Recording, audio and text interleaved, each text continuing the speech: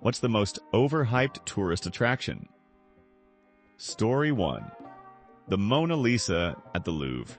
It's much smaller than most people expect, protected behind thick glass and usually swarmed by selfie sticks.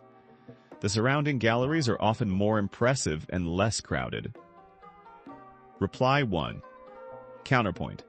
The Louvre is awesome, and if you are there anyway, you may as well go see the Mona Lisa. Reply 2. The last time I went to the Louvre, I spent all day there, opening to close. Worth it, but I particularly like hanging out in museums. Reply 3. We did the same. The Louvre is deceptively massive. It just goes on forever. I really regretted wearing Converse that day. My feet didn't forgive me for weeks. Reply 4. When I was in Paris, we gave the Louvre 2 full days. Totally worth it. What an amazing museum. Of the most famous pieces, I thought Winged Victory, Nike of Samothrace, was the most impressive. Reply 5. Anytime someone says the Mona Lisa is small, I feel compelled to point out that Dali's persistence of memory, melting clocks, is less than a quarter the size of Mona. Story 2. Kissing the Blarney Stone is wildly overhyped. Not only do you wait in long lines and dangle awkwardly over a castle ledge, but you also press your lips to a filthy, bacteria-covered slab that's been kissed by thousands of strangers every day. Reply 1. You just reminded me that I kissed the Blarney Stone. That's how forgettable it proves. Reply 2. Crazy long line and awkward as hell, and indeed disgustingly filthy. Everything else about Ireland was amazing, though. Reply 3. I did it a couple years ago. I wasn't planning on kissing the stone, but the line was really short and there was someone sanitizing it after each kiss. I was touring the castle anyway, and the stone was right there, so why not? Story 3. The Little Mermaid statue in Copenhagen is really small and very touristy busy. Don't get me wrong, by all means go see it if you go to Copenhagen, but don't make it your sole reason for going, as the city itself is beautiful. Reply 1. For all us natives, it's a joke. Not the small statue, she's a sweet little thing, but the hype. Reply 2. That being said, you'll pass it quite organically as part of many city walks or by taking a harbor boat ride, which you should have on your bucket list when visiting. Reply 3. I like her. She is beautiful. But it is natural to meet her during the hike, not among the crowds of tourists. Maybe that was intended, though, given the moral of the story. Story 4. I've been to London a couple of times and never got the hype about Piccadilly Circus. It's just an intersection with some monitors advertising stuff, and every so often some street performers may do something around it. Reply 1. It's a square surrounded by beautiful architecture. Link some major roads together and some interesting street performers. Add on the lights and adverts, and it's just got a bit of a buzz. It's not meant to be an afternoon's entertainment, so walk through, sit on the statue steps, watch some people for a few minutes till your friends turn up, then go somewhere else. Reply 2. The lights and ads were a lot more impressive in the 60s and 70s when people only had radios and black and white TVs. Story 5. Stumbled into Branson, MO, a few years back. I was told it was second only to Las Vegas in terms of tourist visitors. I was also told it was a really charming little town. None of that turned out to be true.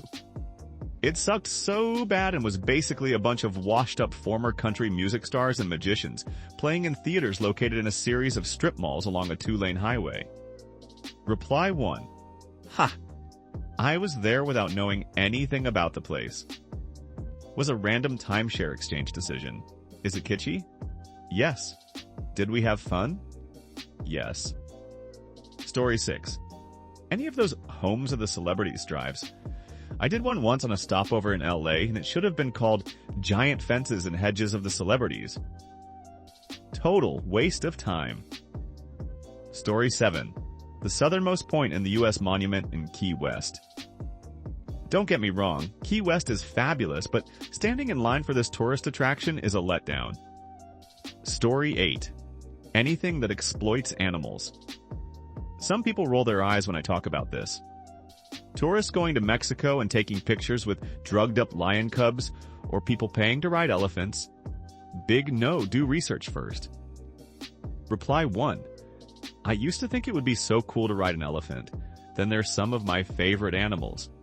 But then I looked into how they're treated and it absolutely broke my heart to see such majestic creatures abused like that. Reply 2. Overhyped is the wrong word, since tourists may come out with an experience they think was fun, a photo for Instagram, and an absolutely unearned sense of, I helped with conservation efforts and animal diplomacy, or whatever bullcrap. But absolutely unethical and exploitative for sure. Do not pay money to pet and snuggle with lion cubs. Don't do it for free either. Don't go to the tiger temple in Thailand for photo ops with drugged up tigers. Don't ride the elephant. They'll try to promote it as pro-animal, pro-environment, whatever. Claim the proceeds help with conservation. It's all bullcrap. These animals are suffering for your vanity, and the places that run these joints get them through unethical breeding and trade. Nothing they are doing is helping animals or the environment. Just the opposite. And imagine what happens to those poor lion cubs who just want to be with their moms when they get too big and dangerous to cuddle. Story 9. Jeremy Clarkson's Diddly Squat Farm Tourist Trap. Park in a muddy field, then enjoy the thrill of a 2-hour queue to get into a tiny gift shop selling plastic tat and tiny jar or jam for $30. Cool off after the excitement with a pint of badly kept beer at one of the picnic tables next to the car park. Finally extract your car from the 12-inch deep mud and join the 4-hour traffic jam down country lanes to get back on the main road. Reply 1. They've started selling the farm's beer in Morrison's now, so if people really want to try it, just go there, get a 4-pack and drink them whilst watching the show, if you really want to, rather than suffer what you've just described. Reply 2. Just for your information, it's only his farm's grain used for the brewing process if you're getting it from the brewery in Borton or the farmer's dog. Otherwise, it's just a blend of farms from across the country like any other. Story 10. When my wife and I went to Romania, we of course had to make a trip to Bran Castle, aka Vlad the Impaler's castle. It was cool to say I went, but let me tell you, it's not a castle, it's a fortress. It's rather small, always crowded with tourists, and don't get me started on the scammers outside the gate trying to sell you a tour. If you want a real castle to visit, Corvin's Castle is a great pick, even if a good chunk of it is in ruin. The one that is absolutely worth the hype is Peleș Castle, heavily German-inspired and immaculately preserved. For the Wednesday fans on Season 1, Cantacuzino Castle is where they filmed all of the Academy scenes. Reply 1. Agreed that Castle Bran is a little underwhelming, but their annual Halloween party is a blast if you ever get to go to that. Also in Romania is the Turda Salt Mine, which is one of the top 5 coolest things I've done anywhere. It's an abandoned salt mine that they have turned into an underground amusement park. And that description really doesn't do it justice. There's just no other way to describe it just because of how unbelievable it really is. Reply 2. I went on a business trip to Romania and we had a spare day. Turda Salt Mine seemed like a cool place to go, and let me tell you, it was one of my favorite places in all my travels. Also, I've never been able to breathe so well as in that salt mine. Ha ha ha. It was a sanctuary for my consistently stuffed up nose. Highly recommend to anyone. What a stunning and super cool adventure. I wasn't sure what to expect, but I was blown away. Also, taking the stairs down was an adventure on its own. Laugh out loud. Story 11. My sister worked at Disneyland for 3 years, so we got in free. Given the prices now, it's just absolute extortion and a complete waste of money. Reply 1. I feel bad that I got to go to Disney World as a kid, and my kids haven't. But whenever I check pricing, it's like $8 for a 5-day vacation. It's absolutely insane. I'm taking them to Casa Bonita in a few weeks instead. Story 12. Not an attraction, but a destination. Any of the major islands in the Bahamas? The water is absolutely beautiful, but everything else is dirty, and you can't walk 5 feet without absolute harassment to buy hair braids, rent jet skis, etc. Also, make sure you bring exact change for anything, because there is a good chance you won't be getting change. Reply 1. Unfortunately, this is a problem with lots of tourism destinations like the Bahamas, especially where poverty is so prevalent. It's the same vibe in Jamaica, same vibe in Cancun or Cabo. It's the tourism economy, and baby, it's strong. They will stand out for days to sell these things to tourists because they know good and well that it works.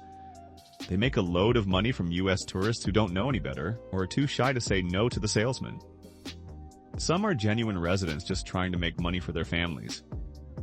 Unfortunately, a lot of them do the no-change shtick, or my personal favorite.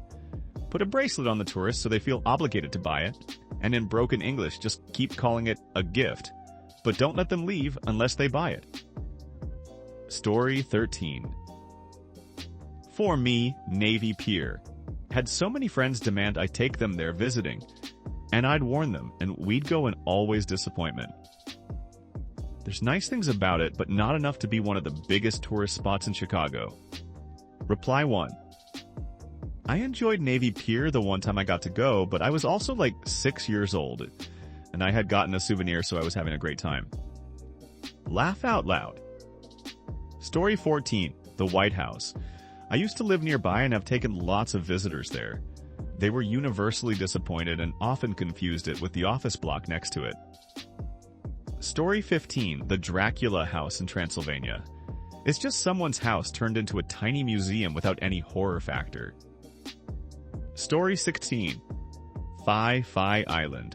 Overrun and destroyed by tourists, it was like a cesspool just beyond the beach area. Do not waste your time or money.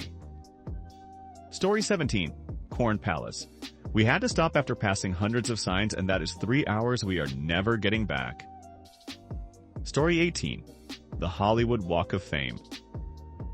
You expect glamour and celebrity magic? What you get is a crowded sidewalk covered in dirty stars, random street performers, and the faint smell of hot dogs and regret. Story 19. Nowadays, Disneyland. Unless you go with someone that's there all the time, it's literally just standing in lines and looking at statues or scenery. Most of the rides are really short, the food's alright, but it's double the price of what it's worth. You need a fast pass to get on more than 3 rides within a day. There's always construction, so at least one part of the park is always blocked off, if not more. There's a bunch of additional events that now cut the regular park hours short. Thanks for watching until the end. If you have a similar story to these that you want to share with us, please leave it in the comments below. If you enjoyed this video, please leave us a like and subscribe. For more videos like this one right now, please stop by our channel. Thanks again, and see you next time.